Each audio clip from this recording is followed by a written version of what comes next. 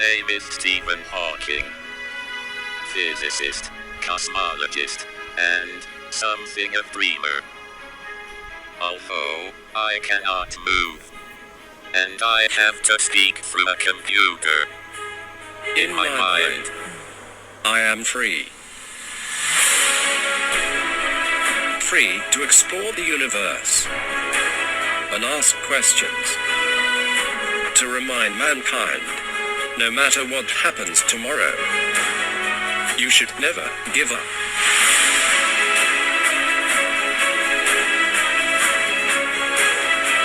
कल्पना कीजिए कि आप शारीरिक रूप से अपंग हैं और आप ये जानते हैं कि आपकी सारी जिंदगी एक व्हील चेयर पर गुजरने वाली है।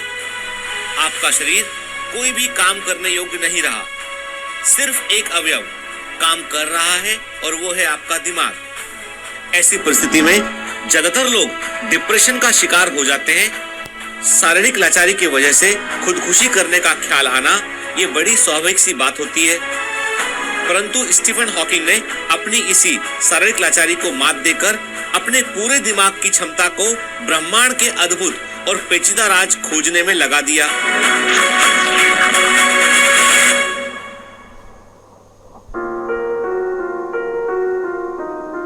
जानलेवा बीमारी के चलते शरीर का लगातार कमजोर होना और जिंदगी के कीमती पलों को जाया होते देख हॉकिंग को अचानक ख्याल आया और वे जान गए कि उनके पास सिर्फ और सिर्फ उनके विचारों की शक्ति है और यूनिवर्स को जानने की जिज्ञासा।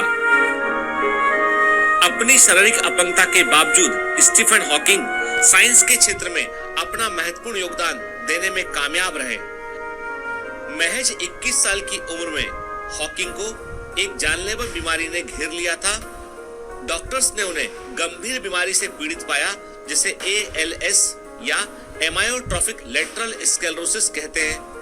यह मोटर न्यूरॉन को प्रभावित करने वाली बीमारी होती है जिसमें हमारी मांसपेशियों को कंट्रोल करने वाले न्यूरॉन्स नष्ट होने लगते हैं। ऐसी परिस्थिति में इंसान का जिंदा रह पाना भी सबसे बड़ी कामयाबी मानी जाती है। परंतु हॉकिंस इससे संतुष्ट नहीं थे।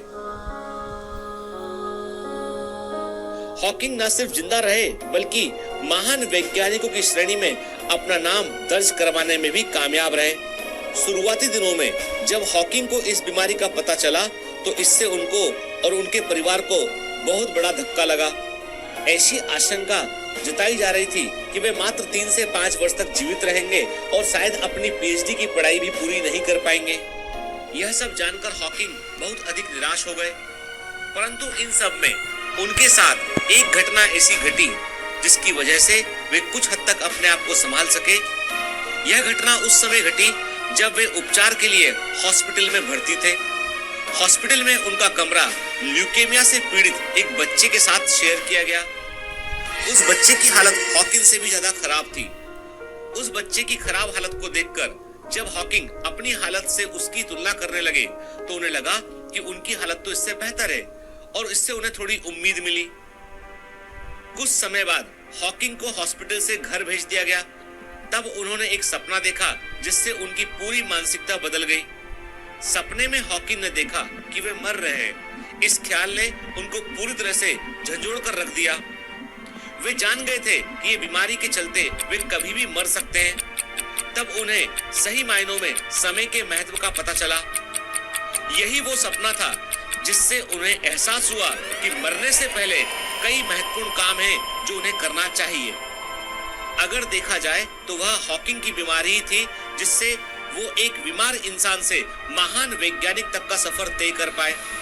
इस बीमारी से पहले हॉकिंग ने कभी अपनी पढ़ाई पर फोकस नहीं किया था। वे अपने इंटरव्यू में कई बार यह कह चुके थे कि बीमारी से पहले जब वे सेहतमंद थे तब वे अपनी लाइफ से बहुत अधिक बोर हो चुके थे और कुछ भी इंटरेस्टिंग करने के लिए नहीं बचा था। हॉकिंग जानते थे कि मृत्यु हो जाने पर वे अपनी PhD की पढ़ाई भी पूरी नहीं कर पाएंगे। इस डर से उन्होंने अपने आप को पूरी तरह से पढ़ाई और रिसर्च में झोंक दिया। वे चाहते थे कि समय से पहले PhD पूरी कर लें।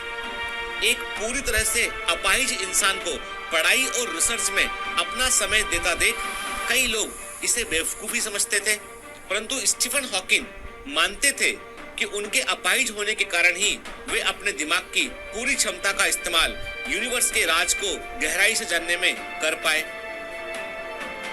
हॉकिंग का लक्ष्य कभी पैसा कमाना या साइंस के विभिन्न पुरस्कार को हासिल करना नहीं रहा।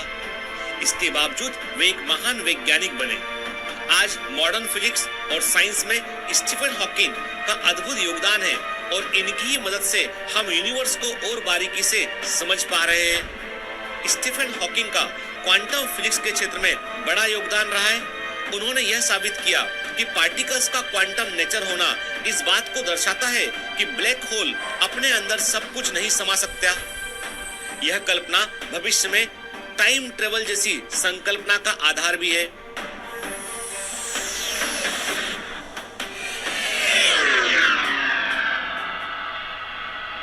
क्वांटम फिजिक्स और जनरल रिलेटिविटी जैसी संकल्पनाओं का प्रयोग करके हॉकिंग ने यह साबित किया कि यूनिवर्स का निर्माण एक बड़े विस्फोट के बाद किसी इन्फिनिटी छोटे स्पेस में अपने आप हुआ था, जिसमें कोई भगवान या किसी अन्य शक्ति का योगदान नहीं था।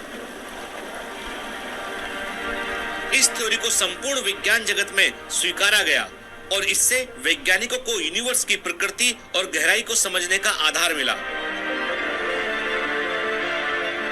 एक अंग्रेज मैथमेटिशियन और फिजिसिस्ट रोजर पेनरोज की मदद से हॉकिंग ने अपने रिसर्च में यह साबित कर दिया कि समय के शुरुआत में हमारा यूनिवर्स एक अत्यंत छोटे सिंगुलरिटी का हिस्सा था जो बिग बैंग के बाद लगातार फैल रहा है। हॉकिंग ने बताया कि ग्रेविटेशनल सिंगुलरिटी एक असीम ऊर्जा का स्रोत है जो एक विशिष्ट स्थान पर कैद होता है, जिसके भीतर फिजिक्स के लॉ और फोर्सेस सामान्य रूप से काम नहीं करते हैं, क्योंकि इस केंद्र पर सब कुछ असीमित फंक्शन के अनुसार होता है। यह कल्पना ने क्वांटम फिजिक्स के क्षेत्र को आज एक नया आयाम दिया है, जिस पर कई मिलियन डॉलर का रिसर्च आज भी जारी है। मेडिसिन और साइंस के क्षेत्र में असंभव से लगने वाले लक्ष्यों को भी स्टीफन हॉकिंग ने अपनी असामान्य बुद्धिमत्ता से हल किया। ऐसा कहा जाता है कि अल्बर्ट आइंस्टीन के बाद स्टीफन हॉकिंग सदी के सबसे बुद्धिमान वैज्ञानिक रहे हैं। स्टीफन हॉकिंग को अपने समय में कई पुरस्कारों से नवाजा गया। उनके पास कई डिग्रियां भी थी। वे यूएस नेशनल एकेडमी और रॉयल सोसाइटी ऑफ साइंस के प्रमुख मेंबर थे। वे स्टीफन हॉकिंग ही थे जिन्होंने मानवता को सितारों की ओर देखने और यूनिवर्स के ग्रांड डिजाइन को समझने के लिए प्रेरित किया।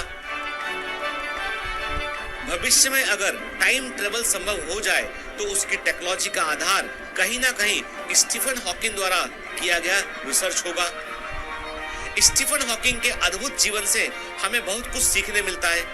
चाहे जीवन में कितनी भी कठिनाइयां हो, हर किसी के लिए एक काम ऐसा होगा जो पूरी लगन से अगर किया जाए तो उसमें कामयाबी जरूर मिलेगी।